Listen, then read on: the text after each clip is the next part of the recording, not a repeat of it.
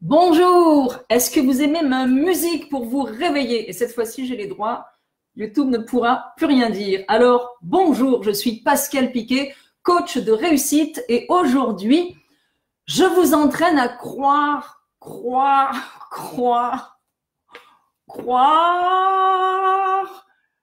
qu'un jour vous serez en couple. Eh oui, donc aujourd'hui, coup de boost pour les célibataires, non pas réservé aux célibataires, parce que je sais qu'il y a des gens qui ne sont pas célibataires et qui ont plaisir à regarder mes petits coups de boost. Alors, pour commencer, en attendant que tout le monde s'installe, la question est pourquoi j'ai des grenouilles partout? Eh bien, voyez-vous, de la plus petite à la plus grosse, voilà, voyez, eh bien, il fut un temps où j'étais célibataire. Si, j'étais célibataire et eh bien, mes amis commençaient à me taquiner et l'un m'achète une grenouille, un autre m'achète une grenouille, d'autres personnes venant chez moi voient des grenouilles et pensent que je fais une collection de grenouilles, mais j'ai jamais fait de collection de grenouilles. Moi, je voulais un roi charmant. Et donc, du coup, je me suis retrouvée avec toutes ces grenouilles et celle-ci également. Donc, aujourd'hui, je veux vous enseigner à croire en vous et surtout en le couple. Et pour commencer, me voilà de retour, hein, vous avez vu, je me suis reconnectée. Je remercie mon équipe de choc et en particulier Marcel Jeanneret qui met mes vidéos sur YouTube et aussi Marc Lachapelle, mon super webmaster qui m'a sorti de l'enlisement et du cul-de-sac dans lequel je me trouvais. Donc, me revoilà connectés, les amis, ça va chauffer. Alors, aujourd'hui, coup de fesses, coup de boost pour les célibataires. Coup de pied aux fesses, je l'avais à l'envers, voilà. Coup de pied aux fesses pour les célibataires. Voyez-vous, je n'ai pas changé. Alors, pour commencer, eh bien, je sais que certains d'entre vous sont découragés. Bon. Premièrement, le célibat, c'est la sagesse d'attendre la bonne personne. OK? Alors, ça, c'est très important parce que souvent, on va vous taquiner parce que vous êtes célibataire, voire même vous dire des bêtises. On va vous dire aussi, tu places la barre trop haut. Une minute, comme on dit en bon québécois. Vous répondrez, je place la barre à ma hauteur. Est-ce que c'est haut ou pas? Je ne sais pas, mais je place la barre à ma hauteur. Donc, la prochaine fois qu'on vous taquinera sur le fait que vous êtes célibataire, le célibat, c'est la sagesse d'attendre la bonne personne. Et puis, tu places à la barre trop haut, tu finiras vieux garçon, vieille fille, tu devrais faire des sacrifices sur tes critères. Non. Vous placez la barre à votre hauteur. Et comme je vous l'ai déjà dit, ceux qui vous disent ça, s'ils sont en couple, demandez-leur donc combien de fois ils ont des relations sexuelles par semaine. Parce qu'ils ont pris la première personne qui passait, n'est-ce pas? Sans aucun critère de sélection. Et puis, c'est comme de l'aspirine sur un mal de dents, n'est-ce pas? L'autre, hop, on le rentre dans notre vie, ouf, on n'est plus seul. Et puis, l'aspirine sur le mal de dents s'évapore, n'est-ce pas? Et un beau jour, on se regarde en chien de faïence, on n'a plus tellement envie d'avoir des relations sexuelles. Et non, évidemment, on n'a pas choisi la bonne personne. Vous avez laissé la névrose faire le casting et ça ne va jamais très loin.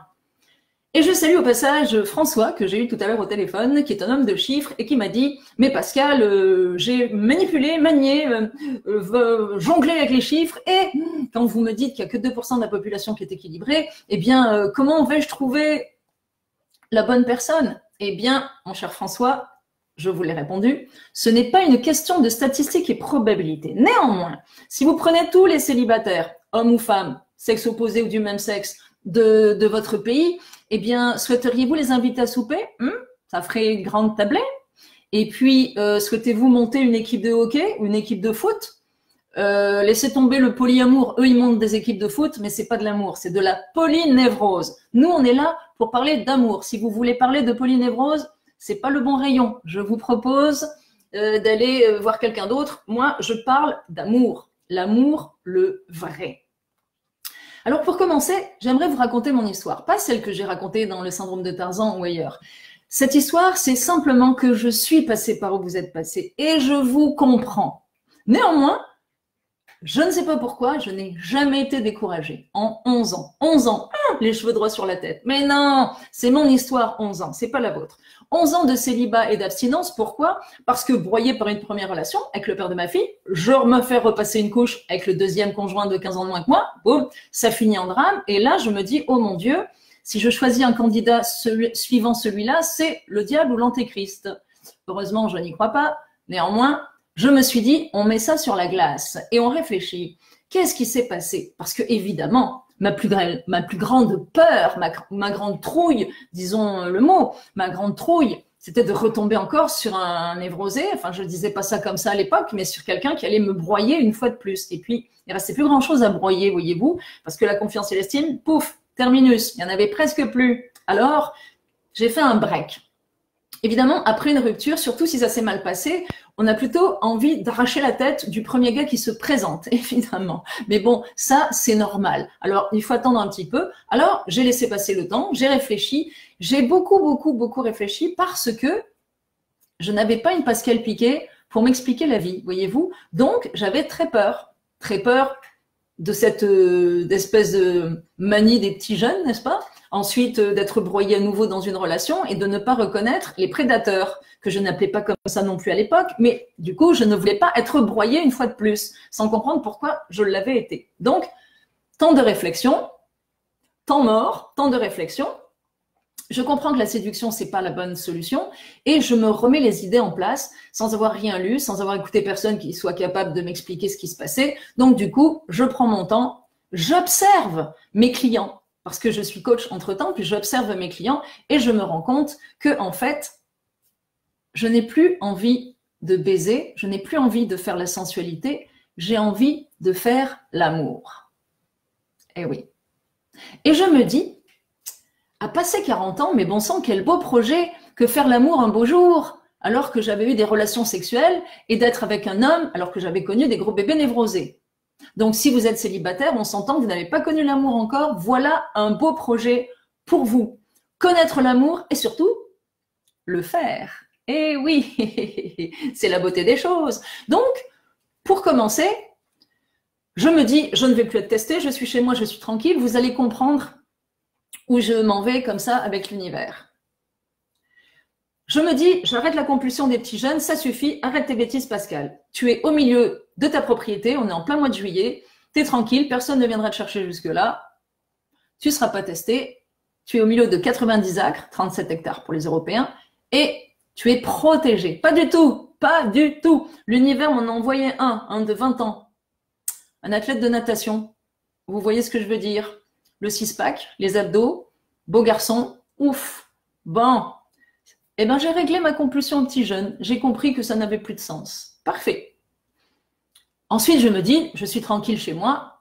J'ai encore le temps de réfléchir. Je vais voir ce qui va se passer pour comprendre les relations avec les hommes. Eh bien, l'univers m'en envoie un deuxième dans mon bois. Oui, mesdames et messieurs, je suis encore tranquille sur mes 90 acres, 37 hectares, et j'en ai un autre qui a des boules dans mon bois, qui se promène avec un des voisins et qui jette son dévolu sur moi, alors que moi, sur le coup, je ne l'ai même pas remarqué. Et il me chante la pomme, comme on dit au Québec. Il me dit que je suis en tout point ce qu'il souhaitait, hein, comme si le Père Noël m'avait déposé dans ses souliers. C'était à l'époque de Noël. Et moi, je ressens un inconfort, un gros inconfort. Et je ne comprends pas ce qui se passe. Et finalement, je dis, écoute, moi, je ne me sens pas bien. Alors, je ne sais pas pourquoi, mais je vais décliner ton offre. En fait, et je le raconte dans mon best-seller gagné au jeu des échecs amoureux, en fait, le gredin avait une relation avec une amitié avec compensation. J'allais dire fuck friend, mais bon, avec une amitié avec compensation. Et il était parti à Cuba, figurez-vous. Donc là, je me dis, yes, mon détecteur a fonctionné. Alors, je ne sais pas mettre le mot détecteur sur le coup, mais je me dis, je l'ai senti qu'il y avait quelque chose qui n'allait pas. Je l'ai senti. Imaginez comme ça m'a rassuré d'être capable de détecter un névrosé. Eh bien, c'est par là que vous allez passer. Mais d'abord, la question est, êtes-vous prêt? Parce que je me suis sentie prête après avoir constaté que mon détecteur de névrosé fonctionnait. C'est ça qui est important. C'est ça qui est important. Parce que dans un premier temps, vous faites partie des 98%, vous barbotez dans la névrose, vous attrapez ce qui vient ou vous courez après ce qui court le moins vite. Enfin, vous essayez de former un couple, ça finit mal.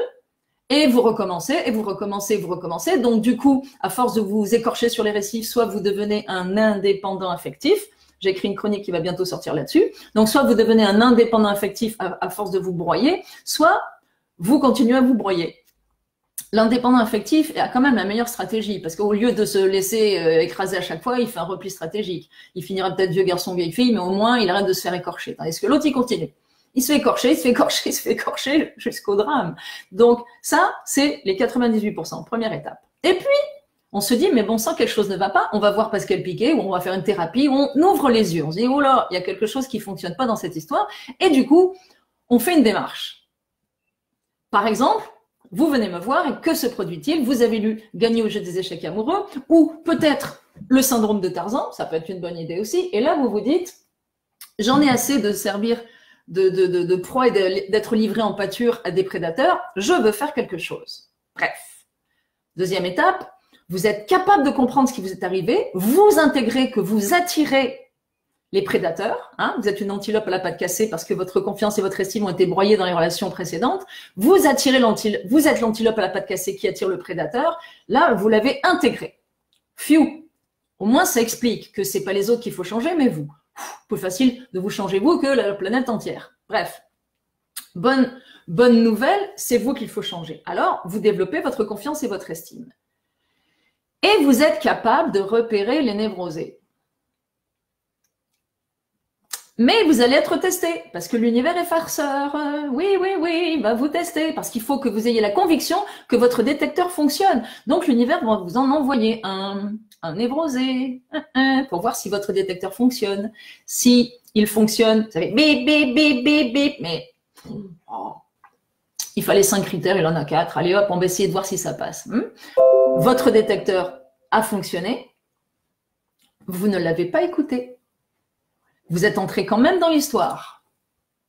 Et vous vous êtes cassé le nez.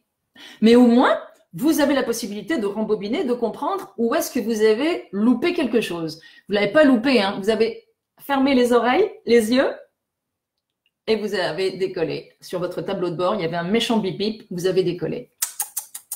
Le voyant était rouge. Troisième étape, vous savez parfaitement les reconnaître et vous n'êtes plus dans le besoin, vous êtes dans le plaisir. Et si vous n'y êtes plus, vous reculez. Bon, ça fait des ding-dong, il va falloir que... Voilà. Et donc, il va falloir reculer, disais-je. Ça fait ding-dong, voyez-vous. Quand ça fait ding-dong, c'est pas bon. Donc, votre détecteur est en train de sonner. Alors, quand vous êtes dans la troisième étape, donc première étape, on barbote dans le caca, plouf, plouf, plouf, on se fait péter la figure par des relations épouvantables, on devient vieux garçon, vieille fille. Deuxième étape, on est conscient, on sait pourquoi, et on a un détecteur, mais quand il fonctionne, on l'écoute pas. Et troisième étape, eh bien, j'écoute mon détecteur tout de suite. C'est-à-dire, je dégaine. Et oui, parce que le premier qui dégaine, hein, le premier qui a tiré, a gagné. Parce que l'autre se sent dans le rejet à l'abandon. Mais je ne perds pas mon temps avec des névrosés. Névrosés, c'est pas un gros mot, ça signifie simplement une personne qui a un trouble du comportement. La dépendance affective étant un trouble du comportement. Alors, dans la troisième étape, évidemment, vous savez détecter. C'est même beaucoup plus rapide que votre conscience et dans le corps que ça parle, parce que votre cerveau vous envoie un inconfort et cet inconfort, vous le prenez en considération. Est-ce qu'il vient de vous ou de la personne d'en face? Si ça ne vient pas de vous et qu'il y a quelque chose que vous ne sentez pas dans la personne d'en face, dépêchez-vous de partir en courant. Alors évidemment, ce matin même, une jeune femme me disait, Charlotte, bonjour Charlotte, me disait, eh bien voilà le portrait de la personne que je viens de rencontrer, et puis bon, moi je dis, bah il y a ça, ça, ça et ça. Bon. Moi, je lui dis, ça clignote quand même. Et elle me répond, mais vous êtes drastique. C'est vrai. C'est vrai. Je suis drastique. Et c'est vrai que c'est tentant, quand la personne a 4 critères, on se dit, ah, peut-être que tout à coup, que si jamais, oui, mais ok, vous faites ce que vous voulez. Simplement, le si jamais, eh ben, il y a déjà un terrain glissant. Quand on dit laisser la chance au coureur, c'est qu'il en a déjà grillé une de chance. On lui en laisse une deuxième, n'est-ce pas? Sinon, on ne lui laisse pas la chance. C'est déjà fait. Alors, à vous de déterminer si vous voulez mettre le plus grand nombre de chances, le plus grand nombre de critères de votre côté, ou vous lancer dans n'importe quelle aventure au risque de vous péter le nez. Est-ce que vous ne vous l'êtes pas déjà assez cassé le nez? Alors, à vous de savoir si le terrain est glissant ou si vous pouvez continuer à avancer parce qu'aucun voyant lumineux rouge ne clignote. Et je connais plus fort que Tinder. Plus fort que Tinder. Hein, vous vous demandez? Oui, l'univers. Et oui, mesdames et messieurs, l'univers est bien plus fort que Tinder. Et voilà pourquoi. L'univers, tout simplement, eh bien, c'est lui qui sait. Alors évidemment, si vous êtes d'orientation sexuelle homo, eh ben vous mettez deux petits bonhommes ou deux petites bonnes femmes, hein, comme m'avait fait le coup Janie. Tu te rappelles, Janie, hein, m'avait dit ah, non non, moi je suis aux femmes. Il fallait dessiner une petite bonne femme ici. Donc donc là j'ai mis un homme et une femme. On va rester classique. On va rester classique. Donc l'univers, lui, il sait très bien qui est fait pour aller ensemble. On a plusieurs chances, heureusement, parce que si la personne passe sous un autobus, meilleure chance dans la prochaine vie. Non non non. On n'a pas tant de milliers de caractéristiques que ça. On est tous uniques, mais on a tous des grands courants de pensée. Hein. Il y a ceux qui ont des valeurs, ceux qui n'en ont pas, ceux qui préfèrent la montagne, ceux qui préfèrent la mer, la campagne ou la ville, mais on n'a pas une multitude de différences par rapport aux grands courants d'influence, je dirais. Hein. Bon, donc l'univers, hein, plus fort que Tinder, l'univers, lui, il sait qui est fait pour être ensemble. Il le sait. Il vous surveille. Ben oui, il attend que vous soyez prêts. Parce que imaginons monsieur est encore en dépendance affective et madame est équilibrée. Eh bien, vous savez ce qui va se passer? Ils ne se verront même pas. Ils ne se verront même pas. Et je salue Louise au passage parce que Louise, elle habitait à 200 mètres de son amoureux et puis ils se sont jamais croisés. Jamais. Ils se sont rencontrés sur un site de rencontre pour se rendre compte qu'ils étaient voisins et qu'ils fréquentaient les mêmes établissements. Et oui, les mêmes établissements, les mêmes boutiques, le même boucher, le même charcutier, le même boulanger, et ils ne se sont jamais vus. J'ai un autre couple comme ça, ils habitaient porte à porte là, les deux, l'un à côté de l'autre. Ils se sont jamais vus jusqu'au jour où ils étaient prêts, ils se sont rencontrés sur les balcons. Et oui, j'en ai plein de belles histoires pour vous comme ça, vous allez voir. Donc, quand l'univers, parce que vous avez travaillé sur vous et que vous êtes prêts, hein, l'univers vous surveille, et quand les deux, je dis bien les deux, ça vous paraît fou, hein, mais quand les deux sont prêts, parce que vous êtes des impatients, et ça c'est l'âme d'enfant, hein, tout de suite, eh ben non, ça marche pas comme ça. Il faut que les deux soient prêts. Et oui, donc quand les deux sont prêts, eh bien, que fait l'univers? Et hop, zoup, il les met sur la même route. Et là, ils vont se voir. Parce que jusque-là, si il y en a un qui est prêt, pas l'autre, celui qui est prêt, il va rouler sur celui qui n'est pas prêt. Et vous en voulez la preuve, les amis? Eh bien, encore une fois, ma propre histoire. J'ai rencontré mon amoureux 2 ans avant qu'on se voit. Eh oui, on s'était rencontrés 2 ans après, 2 ans avant. Vous savez que je voyage beaucoup, donc au cours de mes pérégrinations, je rencontre beaucoup de monde. J'ai rencontré cette personne, très sympa, qui avait lu mon syndrome de Tarzan. Parfait, je ne me souviens pas, il paraît que je lui ai offert mon livre Gagner au jeu des échecs amoureux. Il se trouve que quand j'en ai dans mes valises et que j'ai envie de rentrer un peu plus légère, et aussi par plaisir, il se peut que j'offre des livres à des gens pour lesquels c'est pertinent. Eh bien, je lui ai offert Gagner au jeu des échecs amoureux et je ne m'en souviens pas. Je rentre chez moi, tout va bien. Il m'écrit de temps en temps parce que il vit des choses, il sort d'une rupture, donc il vit des choses pour se restabiliser, des choses un peu brinque-ballantes. Il m'écrit de temps en temps, je lui réponds et puis voilà, ça s'arrête là. 1 an plus tard, je repasse par là. Je lui envoie un petit email, puis je lui propose de souper ensemble et j'ai pas de réponse. Je repars. Eh ben, il a eu mon email trop tard, donc me revoilà reparti. Je reviens 2 ans plus tard, je repasse par là. Nous passons une soirée ensemble, mais alors, vous voyez, autant comme vous et moi, là, on est bien ensemble, hein, on discute, tout va bien. Enfin, je discute surtout toute seule, mais ça, c'est pas grave. Bon. Et donc, on se revoit 2 ans plus tard, et j'avais fait le souhait de rencontrer l'homme qui allait m'aimer de la façon la plus simple qui soit, pas de maquillage, pas coiffé, pas vraiment de tenue vestimentaire sexy, je dirais pas dans mon plus simple appareil, mais brut de décoffrage, comme on dit en France, enfin rustique, vraiment rustique. Eh ben, j'étais rustique. Croyez-moi, ce soir-là, j'étais rustique de chez rustique. Et on passe une bonne soirée ensemble. Donc, souvenez-vous que jusque-là, ça fait 2 ans qu'on se côtoie de façon... on s'en mêle. Mais juste comme ça, virtuellement. Et puis bon, moi je le trouve sympa, il n'y a aucun intérêt de ma part quand on s'est croisés, lui n'a aucun intérêt pour moi, moi non plus. Alors franchement pas, comme on dit, je ne l'ai même pas calculé, et lui non plus. Lui, il sort d'une rupture, il est en pleine détresse, moi là, je regarde, je cherche mon amoureux, moi. Ça fait 1 an, quand je le crois, ça fait 1 an que je... Non, je suis prête, je cherche mon amoureux, je comprends pas pourquoi. 1 an plus tard, je le cherche toujours, il est toujours pas là. 2 ans plus tard, je le cherche toujours, il est toujours pas là. Et ce soir-là, on passe une bonne soirée, sans rien, sans aucune arrière-pensée, mais ni d'un côté ni de l'autre, vraiment. Et puis, au moment de se faire un hug, pour se dire au revoir, il fut un temps où on avait le droit de se faire des hugs. Aujourd'hui, c'est un peu proscrit.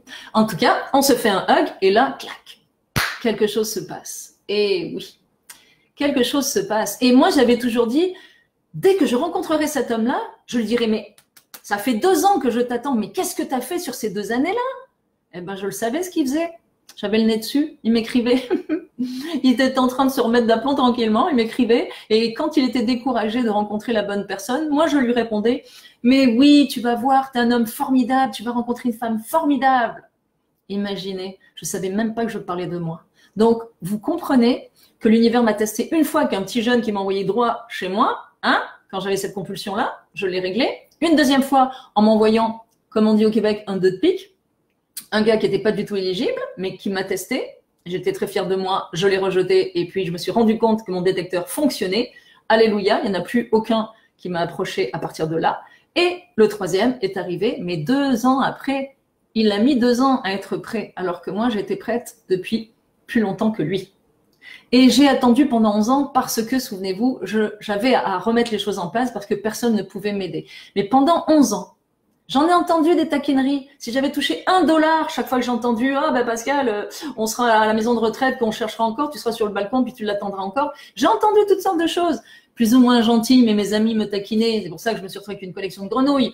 Mais ils me taquinaient. Néanmoins, vous pouvez demander à ma fille Cassandre ou à mes amis, à aucun moment je ne me suis découragée. Et pourtant, on me disait, mais tu es le mouton à 5 pattes, tu te rends pas compte avec les activités que tu as, jamais un homme osera t'approcher. En plus, moi je disais que j'étais redevenue vierge, les casiers judiciaires, je crois que c'est au bout de 4 ans en France, moi ça faisait 11 ans, alors j'étais plusieurs fois vierge. En plus, on me disait, mais tu te rends pas compte, un homme n'osera jamais te prendre dans ses bras et avoir une nuit de sexe avec toi, ça fait 11 ans que tu n'as pas eu de relation. Et alors, répondais-je, et alors, est-ce que vous croyez que la libido, c'est comme une espèce de bombe à retardement qui gonfle, et le soir de la première relation sexuelle, ça explose, et on retrouve le gars déchiqueté à Rimouski? Non mais franchement, Rimouski c'est loin, c'est à 5 heures de route. Franchement, moi je riais, et j'avais toujours des arguments. On m'a même dit que j'étais pas équilibrée parce que j'avais pas de relation sexuelle. Imaginez-vous donc. Oui, j'ai tout entendu, tout. Mais je gardais le sourire et je disais simplement, si j'existe, il existe. Chaque seconde qui passe vous rapproche de la bonne personne. Et chaque jour où vous travaillez sur vous travaillez sur votre futur couple et lui aussi. Donc, tant que vous êtes impatiente, c'est comme si quelqu'un venait et vous le disputiez. Être impatient, ça va repousser la bonne personne. Vivez, amusez-vous, rayonnez et vous attirerez un soleil. Mais ne manifestez pas d'impatience. C'est comme si vous alliez disputer la personne qui enfin vous croise et que vous lui reprochiez de ne pas s'être dépêchée. Mais elle ne peut pas se dépêcher parce que vous n'êtes pas prêt. Est-ce que vous iriez vers quelqu'un qui a la mine renfrognée parce qu'il est impatient de rencontrer quelqu'un d'autre? Non. Vous iriez et vous allez vers quelqu'un qui a un sourire, évidemment. Pas quelqu'un qui a une mine renfrognée. Alors comprenez que vous pouvez faire tous les caprices que vous voulez, plus vous ferez des caprices, plus vous reculerez le moment de rencontrer la bonne personne. Pour la pure et simple raison que c'est en rayonnant qu'on l'attire et non pas en bougonnant. Et c'est l'univers qui s'en occupe. Et demandez-vous d'abord si vous êtes prêt. Est-ce que vous avez encore des peurs? Est-ce que vous êtes du style à dire ah ben moi là, si un homme croit que je vais lui faire la bouffe et puis que je vais lui plier ses sous-vêtements et que je vais lui faire la lessive et puis et tout le reste, ben oui, Ben, c'est un petit peu à quoi on s'attend quand on vit sous le même toit, mais il peut aussi faire la lessive hein, pendant que vous cuisinez, ou il peut cuisiner pendant que vous faites la lessive. Vous pouvez tondre le gazon pendant qu'il repeint les volets, ou pendant qu'il fait la cuisine, vous tondez le gazon. Est-ce qu'on peut collaborer? Donc, êtes-vous prêt ou prête? Avez-vous peur? Avez-vous peur d'être broyé à nouveau? Confiance et estime à développer. Parce que souvent, quand quelqu'un me dit « Oh, j'ai rencontré personne », je leur demande « Est-ce que tu es prêt ?» Ça, c'est la bonne question. Je me souviens d'une dame qui m'envoie un email il y a longtemps, quand j'étais célibataire, et qui m'écrit je fais métro, boulot, dodo, bien évidemment, je rencontre jamais personne, je ne sais pas quoi faire, est-ce que je devrais aller vers les sites de rencontres? Et cette dame m'écrit, à la fin de son message, en même temps que je vous écris, je réalise que vous voyagez beaucoup, vous rencontrez beaucoup de monde, et vous êtes encore célibataire. Ben oui, ben oui. C'est pas le fait de rencontrer du monde, ça n'est pas, mon cher François, une question de statistiques et probabilités. Pas du tout. Voilà de quoi il s'agit. Donc, quand vous êtes prête et que la personne est prête, on la met sur votre route. Détail important, vous n'êtes pas obligé d'être parfaitement équilibré pour rencontrer la bonne personne, ok? Entre 1 et 4, tout va bien. Tout va bien. Vous manquez un peu de confiance en vous, un petit peu de l'estime, vous l'avez, mais vous manquez un peu de confiance en vous. Vous allez tomber sur quelqu'un qui est à 4 comme vous, à 1, 1, 2, 2, 3, 3 ou 4, 4. On n'a pas l'obligation d'être parfaitement équilibré. Je fais une petite boutade. Regardez, le Dalai Lama, hein, il est parfaitement équilibré, il est tout seul. Je rigolais. Il est obligé, je crois. Bah, j'aimerais bien le voir en couple aussi. Enfin bref, ça vaudrait le coup. Bon, en tout cas, comprenez bien que si vous êtes impatient, vous allez attirer une princesse capricieuse ou un prince colérique. Et vous ne voulez plus de prince ou de princesse. Les ténébreux, les beaux ténébreux qui souffrent et les belles en détresse, laissez-les sur le bord de la route. Il y a des dépanneuses pour ça. Ok, les amis? Ça, c'est un principe à comprendre. Alors, si vous vous sentez vraiment prêt, vraiment, allez, soyez honnête envers vous-même. Parce que moi, je m'étais remise en question aussi. Je m'étais dit, mais est-ce que je suis vraiment prête? Est-ce que j'ai encore peur? Non, je n'ai plus peur parce que je sais détecter les névrosés. Et si vous êtes un petit peu douteux sur votre détecteur, quand vous êtes mon client, vous savez que je suis là. Je vous aide à scanner, puis je vous donne l'heure juste. N'est-ce pas, ma petite Charlotte? Mais oui, je donne l'heure juste. Après, vous en faites ce que vous voulez. Vous en faites ce que vous voulez. Je vous suis, quelles que soient vos décisions. Néanmoins, il faut d'abord savoir si vous êtes prêt. Ensuite, si votre détecteur de névrosé, vous avez confiance en lui, votre GPS, est-ce qu'il est bien indiqué? Dans votre site internet subliminal, qu'est-ce que vous avez écrit? Moi, j'avais écrit « Femme heureuse pour homme heureux ». Il faut faire attention aux mots, hein, parce que si vous mettez « Femme heureuse cherche », bah, vous allez chercher longtemps. Hein, attends, bah, vous allez attendre longtemps. Attention aux mots. Moi, j'avais mis « Femme heureuse pour homme heureux pour bonheur à deux ». Voilà. Et je l'ai rencontré. Alors, attention au message, soyez dans le plaisir, pas dans le besoin. Si vous dégoulinez le besoin, là, aïe, aïe, vous allez tomber sur un prédateur. Et un homme équilibré ou une femme équilibrée va s'enfuir. C'est clair. Ça, là, c'est sûr que vous n'attirerez pas la bonne personne en ce sens-là. Alors, je regarde mes petites notes pour voir si je vous ai bien dit tout ce qui était important. Parce que je veux que vous y croyiez, c'est la seule façon de réussir. Et dans cette perspective-là, je vais vous raconter de belles histoires. Des histoires vraies, en plus de la mienne que vous avez entendue, en plus de celles des personnes qui habitaient l'une à côté de l'autre, de celles qui habitaient pas loin et qui se sont rencontrées sur un site de rencontre. Eh bien, un jour, une dame prête sa voiture, sa voiture toute neuve, à son fils, qui a une vieille voiture, son fils doit faire un déplacement. La dame prend la vieille voiture de son fils, doit aller à une crémaillère à la campagne et elle se perd. Elle avise un monsieur qui est dans son jardin, elle lui demande sa route. La voiture n'a jamais redémarré et elle a épousé le monsieur. Ouais, c'est vrai, c'est vrai. Autre belle histoire. Un jour, une dame, alors je ne sais pas si elle continue à me suivre, mais je la salue si elle me suit toujours, eh bien, elle habite en Thaïlande et elle me dit « Vous avez sauvé mon couple ». Alors imaginez la question que je me pose, comment ai-je donc bien pu faire ça? Et du coup, elle me raconte qu'elle est au fin fond de la Thaïlande et tel qu'elle le dit, elle vit avec un vrai Tarzan. Elle est dans la jungle thaïlandaise, sans eau et sans électricité, avec un gros costaud qui lui tape dessus. Elle arrive à mettre un terme à cette relation, elle fait un concours Yves Rocher et elle gagne ce concours qui est un concours concernant l'environnement. Vivant au fin fond de la Thaïlande, elle embarque tous ses sous et sa récompense par rapport à son projet, l'argent qui était la dot. Parce que, voilà, elle prend tous ses sous, bref, et elle s'en va au fin fond de la Thaïlande. Et elle monte son projet. Un monsieur, ayant entendu parler d'elle dans les médias à Paris, bien sûr, lui propose d'apporter des vêtements pour les enfants du village. Il arrive et ils tombent amoureux tous les deux. Sauf que la dame a l'habitude des gros rustiques qui lui cognent dessus. Elle n'a pas l'habitude des gentlemen. Et là, elle sabote la relation. Pourquoi? Parce qu'elle cherche le piège. Et oui, quand on n'est pas équilibré, qu'on a quelqu'un d'équilibré en face, on va saboter. Parce qu'on ne va pas croire à la chance de tomber sur quelqu'un de raisonnable, quelqu'un d'attentionné, quelqu'un de galant ou une femme courtoise. On n'y croit tellement pas qu'on finit par saboter. On finit par piquer la personne pour voir si c'est vrai. Et du coup, elle vous envoie balader. Donc, c'est ce qui se produit. Elle sabote le couple. Passe par là une petite dame qui étudie la situation et qui lui dit « j'ai ce qu'il te faut ». Et qu'est-ce qu'elle lui sort du sac à dos? Mesdames et messieurs, je vous le demande, le syndrome de Tarzan. Et oui, et elle lui donne le syndrome de Tarzan. La dame lit le livre, comprend ce qui lui arrive, se remet d'aplomb. Et le beau constat, en résumé, c'est qu'ils sont heureux ensemble et que l'univers a envoyé à la dame le bon monsieur pour elle et le mode d'emploi. Et oui, c'est une réalité, c'est vrai. Donc, même au fin fond de la Thaïlande, l'univers lui a envoyé un Français et le mode d'emploi par deux moyens complètement divers, mais en tout cas, hop, ça s'est conjugué là-bas. Et oui. Et je dois aussi vous raconter l'histoire de Sylvie et André. André, 60 ans, vient me voir, fait son coaching, se sépare d'une relation brinque-ballante et me dit « Pascal, j'ai 60 ans, il n'y a plus personne qui voudra de moi. » Évidemment, lui répondis-je, c'est bien connu. Toutes les femmes célibataires à partir de 55 ans, on les tue. Il n'y en a plus. On les tue. Toutes. Paf.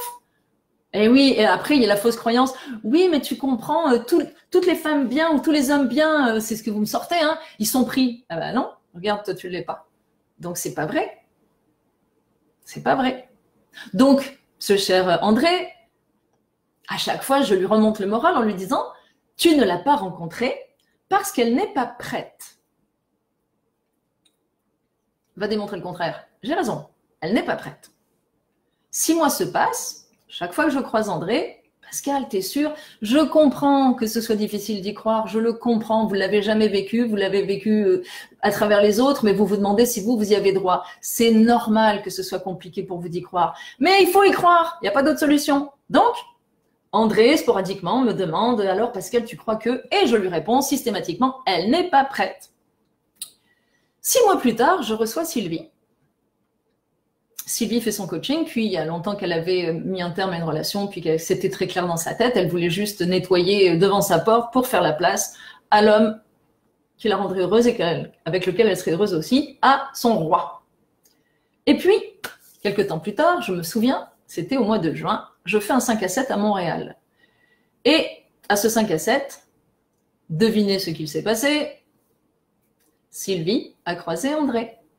Et ils sont mariés depuis 3 ans, je pense. Et donc, imaginez-vous donc, je me suis fait un plaisir de dire à ce cher André, tu vois, elle n'était pas prête. Toutes ces histoires-là, elles sont vraies. Et que vous dire d'une autre personne qui m'est proche et qui a un profil vraiment très très particulier et qui me disait « mais jamais je trouverai un homme comme moi, je suis comme ci, comme ça, comme ci, comme ci, comme ça ». Oui, c'est vrai, elle a un profil très particulier.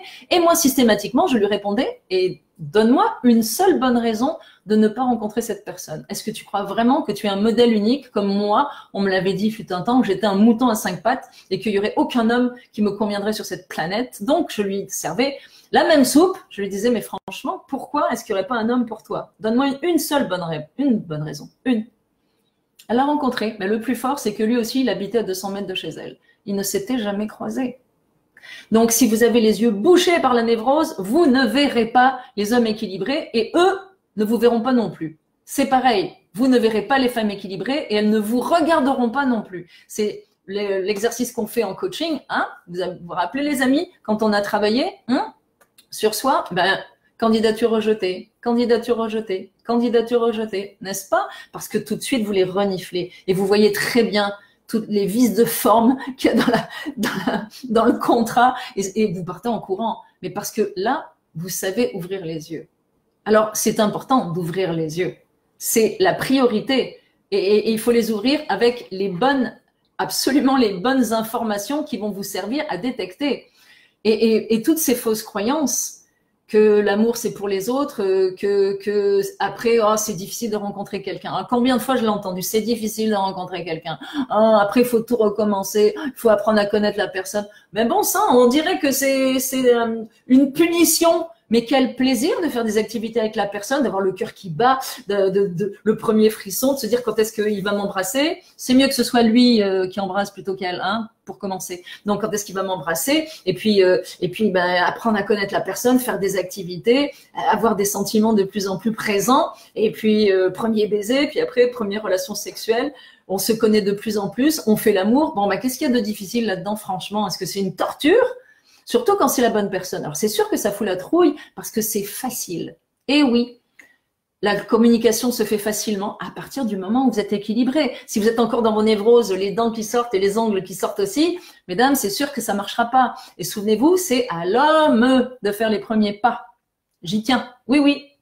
Parce que, messieurs, vous êtes des conquérants. Donc, prenez votre courage à deux mains et entamez la conversation avec une femme qui vous plaît. Si elle vous envoie balader grossièrement, c'est pas elle, ça c'est sûr. Si elle vous répond courtoisement, parce que madame, vous devez être courtoise, la réponse à la galanterie, c'est la courtoisie, eh ben répondez-lui galantement, j'allais dire, c'est joli, courtoisement, que eh bien vous n'êtes pas disponible ou que merci beaucoup de votre intérêt, mais je ne donnerai pas suite. Est-ce qu'on peut être entre adultes consentants et bien éduqués? Bon, donc c'est à vous, messieurs, d'aller vers la dame qui vous plaît et à madame d'être réceptive et même si monsieur ne vous plaît pas, c'est quand même un hommage. Ok, mesdames? On est dans l'hommage. Alors, on se rappelle que il faut y croire. C'est le pari de Pascal, Blaise Pascal. Lui, il parlait de Dieu, moi je parle de l'amour, mais vous avez plus intérêt à y croire qu'à ne pas y croire. Parce que si vous n'y croyez pas, eh bien, vous ne le verrez pas. Je ne vous demande pas non plus d'avoir la tête qui tourne sur son axe à 360 degrés pour chercher partout. Non. L'amour arrive quand vous ne vous y attendez pas. Bien sûr, vous allez me dire, alors que fait-on avec les sites de rencontres? Si vous croyez, encore une fois, si vous croyez que c'est sur un site de rencontre que vous allez rencontrer la bonne personne, faites-le. Il y a de très belles histoires sur les sites de rencontres aussi. Faites ce en quoi vous croyez, tout simplement. Si vous pensez que vous préférez une relation, une rencontre fortuite, comme ça m'est arrivé, moi je n'aimais pas les sites de rencontres. Si vous favorisez la rencontre fortuite, l'univers le mettra sur votre route. Je vous le garantis. Mais premièrement, il faut que vous soyez prêt. Il faut que vous soyez dans le plaisir. Il faut éliminer le besoin. Et il faut absolument que vous sachiez que votre détecteur de névrosé fonctionne. Et que quand il fonctionne, courage, fuyons. Mais oui, je sais, elle est drastique, Pascal, elle est dure, elle est sélective, élitiste. C'est-à-dire que si vous essayez une voiture et qu'elle ne fonctionne pas, ou si vous mettez une paire de chaussures dans le magasin puis que vous avez les orteils recroquevillés, franchement, les amis, vous l'achetez la paire de chaussures? Et la voiture, vous l'achetez aussi? Alors, pourquoi quand il s'agit d'une personne, vous prenez n'importe quoi, n'importe comment et n'importe qui? Il faut que ça fitte à tous les niveaux. Eh oui, il faut pas faire le calcul des bons côtés, des mauvais côtés. Il faut faire le calcul de tous les bons côtés. S'il y a des mauvais côtés, éloignez-vous. Et alors, on s'entend, mauvais côté, c'est tuer, voler, mentir. Hein. C'est pas, encore une fois, oublier de baisser le capot des toilettes où madame est un petit peu distraite et puis elle a défoncé un petit peu le pare-choc de la voiture. C'est pas ça des défauts. Ok? Les défauts, c'est être vraiment à l'envers des valeurs. Donc, si vous avez des belles valeurs, et si la personne a des belles valeurs aussi, ça devrait plutôt coller. Donc, il faut y croire. Ça, c'est la condition sine qua non. Être prêt et y croire. Et il y a de belles histoires qui arrivent. Soyez curieux et curieuses de voir comment l'univers va la mettre ou le mettre sur votre route. Voilà, c'est ça le plus intéressant. Soyez curieux, curieuse de voir comment la personne va être sur votre route. Et surtout, regardez autour de vous, rayonnez. Ne soyez pas à la recherche, parce que si on chasse l'amour, on le chasse. Il se sauve. L'amour, ça s'attire. Alors, messieurs, on est des conquérants, on va vers une belle dame, courtoisement, de façon galante, n'est-ce pas? pour établir un contact avec elle. Madame, si monsieur ne vous convient pas, on le dit courtoisement, on reste poli, on reste élégante, n'est-ce pas? On ne joue pas les chiffonnières qui insultent un monsieur qui vous apportait de l'intérêt. Un homme, c'est un homme, quel que soit son physique. En parlant de physique, si vous avez un problème avec le vôtre, eh bien, réparez ce que vous pouvez réparer, sinon acceptez-le. Et souvenez-vous que le plus important, c'est le site internet subliminal, ce que vous dégagez. Et je terminerai là-dessus. J'ai cheminé, j'ai réglé mon passé, ça me fait toujours autant rire, parce que l'univers, vous ne pourrez pas le berner. Il n'y a pas un clavier pour lui faire croire ou faire croire aux autres que j'ai cheminé, j'ai réglé mon passé. J'ai cheminé, qu'est-ce que ça veut dire? J'ai cheminé, ça veut dire quoi? Ça veut dire j'ai développé ma confiance et mon estime. J'ai réglé mon passé, qu'est-ce que ça veut dire? Ça veut dire je suis en paix avec toutes les personnes de mon passé qui ont été toxiques ou négatives. Je suis en paix. Là, l'univers va vous croire. À partir du moment où vous êtes en paix avec toutes les personnes de votre passé, avec les ex, que vous avez pris vos responsabilités par rapport aux gens que vous avez rencontrés, vous avez compris de quoi vous souffriez et que maintenant vous avez rétabli ça en développant et en musclant la confiance et l'estime, à partir de là, vous avez vraiment réglé votre passé et vous avez vraiment cheminé. Et la masturbation intellectuelle, lire, ça ne suffit pas quand on est à 5 et plus. 1 et 4, entre 1 et 4, les amis, lire les livres, le gagner au jeu des échecs amoureux ou le syndrome de Tarzan, ça peut vous remettre en selle, c'est clair. Si vous êtes entre 1 et 4, vos programmations sont pas si mauvaises que ça, vous allez pouvoir vous remettre en selle. 5 et plus, je pense que vous avez besoin d'aide. Maintenant, faites ce que vous voulez, mais si vous voulez continuer à barboter avec les 98%, faites ce que vous voulez, ou vous faire écorcher et être encore l'antilope à la patte cassée, c'est votre responsabilité. Alors, vous vous souvenez, et je vous laisserai là-dessus, vous vous souvenez, chaque seconde qui passe te rapproche de la bonne personne. Et chaque jour où tu travailles sur toi, tu travailles sur ton futur couple et l'autre aussi. Alors, est-ce que ça vaut le coup d'être patient, n'est-ce pas? Je vous souhaite de rencontrer votre roi et votre reine en ouvrant les yeux. Et encore une fois, il faut y croire. Croire. À la prochaine, les amis.